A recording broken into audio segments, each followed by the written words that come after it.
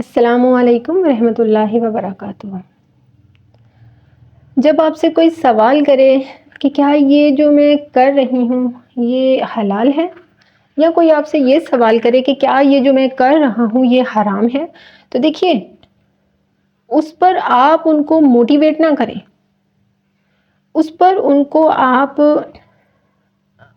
حوصلہ نہ دیں۔ حرام ہے تو حرام ہے، جو حلال ہے صرف اس کی اجازت ہے۔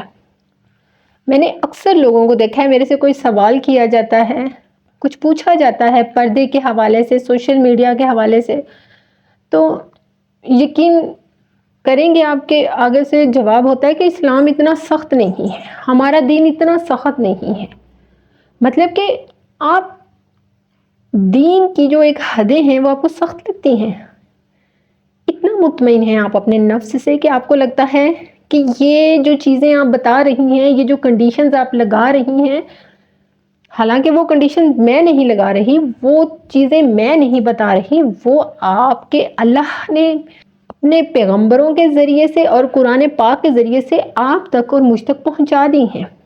اب میں جب پردہ نہیں کرتی تھی تو میں نا اس میں سے راستے ڈھونڈتی تھی کہ ہاں دیکھیں میری نظر میں تو حیا ہے نا۔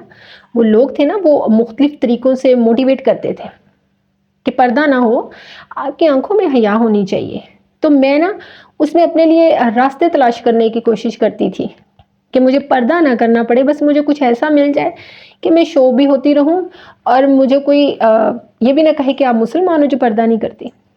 اپنے آپ کو ان غلط فہمیوں سے نکال دیجئے۔ اسلام اتنا سخت بھی نہیں ہے۔ میری ایک مرتبہ کسی سے بات ہوئی تو وہاں پر بات یہ ہوئی کہ جی اللہ تعالیٰ نے زندگی دی ہے تو اس کو انجوائے تو کرنا ہے نا۔ اللہ تعالیٰ نے جب آپ کو زندگی دے دی ہے تو اس کو انجوائے کرنا ہے۔ یہ بھی تو اللہ کا حکم ہے نا کہ زندگی کو انجوائے کیا جائے، یعنی کہ اللہ کے حکم کو آپ اپنے ذہن کے سیٹسفیکشن کی طرف کس طرح سے لے کے جا رہے ہیں، کہ اللہ کے حکم کو آپ کس طرح سے بدلنے کی کوشش کر رہے ہیں۔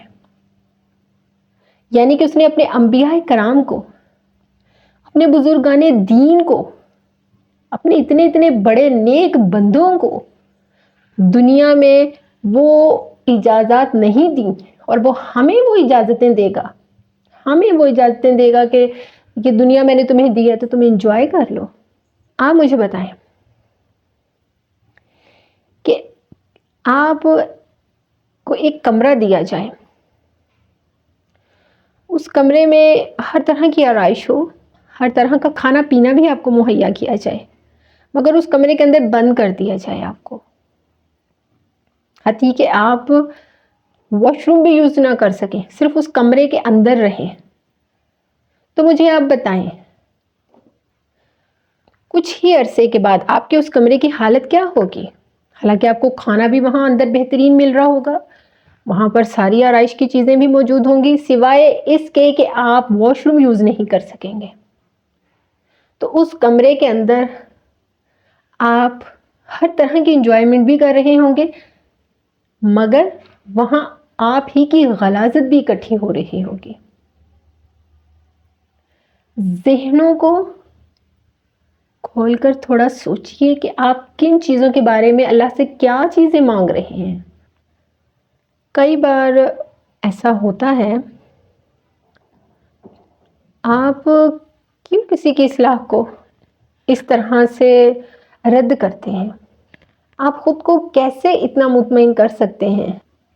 جو حرام ہے وہ حرام ہے، حلال ہے حلال ہے، اس پر نہ تو آپ کوئی اللہ کے احکام پر فتویٰ لگا سکتے ہیں، نہ میں لگا سکتی ہوں، کیونکہ اللہ تبارک و تعالیٰ نے جس چیز کو حرام کہہ دیا ہے بہرحال وہ حرام ہے، حرام ہے، حرام ہے، حرام ہے۔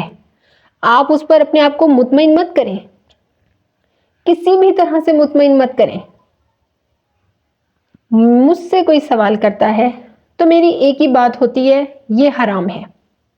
جب اسلام میں یہ چیز حرام ہے تو نہ تو اس کو آپ اپنے کہنے پر حلال کی طرف لے کے جا سکتے ہیں، نہ میں اپنے کہنے کے مطابق اسے حلال کی طرف لے کے جا سکتی ہوں۔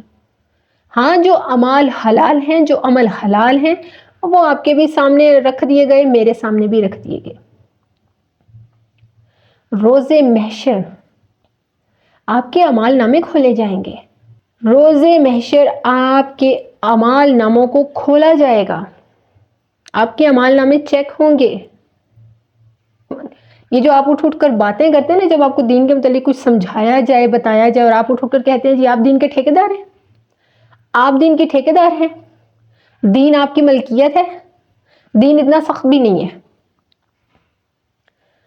جی میں دین کی ٹھیکیدار ہوں، اور میرے جیسے جتنے بھی لوگ ہیں جن کو اللہ سبحانہ وتعالیٰ نے اپنی ہدایت کے ساتھ جوڑا ہے، بے شک وہ دین کے ٹھیکیدار ہیں۔ کیوں؟ کیونکہ جب اللہ سبحانہ وتعالیٰ نے ہدایت دے کے ذرا سی بھی اصلاح کر دی ہے نا، اب وہ ٹھیکیداری کی ذمہ داری دی ہے مجھے کہ یہ جو تو نے ہدایت کے ذریعے پایا ہے نا، اسے میرے لوگوں تک، میری بندیوں تک پہنچا۔ میں غافل تھی، میں نے پایا، میں اللہ کی طرف متوجہ ہوئی، اللہ کا خوف آتا ہے مجھے اب، تو بے شک اس نے مجھے یہ ٹھیکیداری دی ہے۔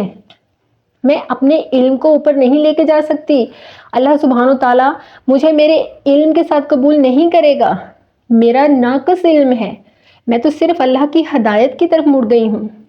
تو جب اس نے مجھے ہدایت دی ہے تو یہ میری ٹھیکیداری میں ہی آتا ہے کہ میں اپنے جیسی ان بہنوں کو، بیٹیوں کو، ماؤں کو جو بے پردگی کی طرف ہیں، جو اللہ کے خوف سے غافل ہیں، جو اللہ کے احکامات سے غافل ہیں، ان کو اللہ کی طرف متوجہ کروں، ان کو اپنے جیسے کا بھی علم ہے اس کے مطابق اللہ کی طرف متوجہ کروں۔ اس کی ٹھیکیداری مجھے دی گئی ہے۔ اگر اس علم کو میں اپنے تک رکھوں گی اور اللہ کی بارگاہ میں بس اپنے ہی اعمال پیش کرتی رہوں گی تو میرے اعمال قبول نہیں کیے جائیں گے،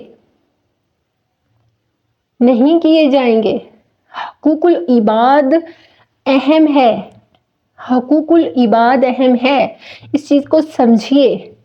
حرام حرام ہے، حرام حرام ہے، حرام حرام ہے، یہی اسلام ہے، جس میں جو چیزیں آپ کو حرام کہہ دی گئی ہیں آپ ان کو حلال کی طرف نہیں لے کے جا سکتے، آپ ان کو اپنے مطابق حلال کا پہناوا نہیں پہنا سکتے۔ یہ اللہ کے ساتھ کھلا شرک بھی ہے، کھلی جنگ بھی ہے۔ اس شرک سے اور اس جنگ سے باز آئیے، اپنے آپ کو بچائیے۔ اللہ سبحانہ وتعالیٰ نہیں چاہتا کہ اس کے بندے اس کے سامنے کھڑے ہوں۔ شیطان کا تو کام ہی یہ ہے، اس دشمن کا تو کام ہی یہ ہے کہ وہ ہمیں اللہ کے سامنے کھڑا کرنا چاہتا ہے۔ معاذ اللہ، شیطان تو چاہتا ہے کہ ہم اپنے اللہ کے سامنے کھڑے ہوں۔ اس چیز کو سمجھیے، شیطان کی تو یہی ڈیوٹی ہے، اس نے ہمیں ہمارے راستوں سے بھٹکانا ہے، اس نے ہمیں اللہ کے خلاف کھڑا کرنا ہے، ہمارے دلوں کو، ہمارے نفس کو اس نے مطمئن کرنا ہے، اتنا مطمئن کرنا ہے کہ ہم چھوٹے چھوٹے گناہوں سے بڑے گناہوں کی طرف کا جو سفر ہے نا وہ اتنی تیزی سے طے کر لیں کہ ہم اپنے اللہ کے ہی نافرمان بن جائیں، کبھی بھی نہیں۔ اللہ سبحانہ وتعالیٰ آپ سب کو خیر کے معاملات میں قائم کر دے۔ مجھے دعاؤں میں یاد رکھیے گا۔ جزاک اللہ خیر و بارک اللہ فیک۔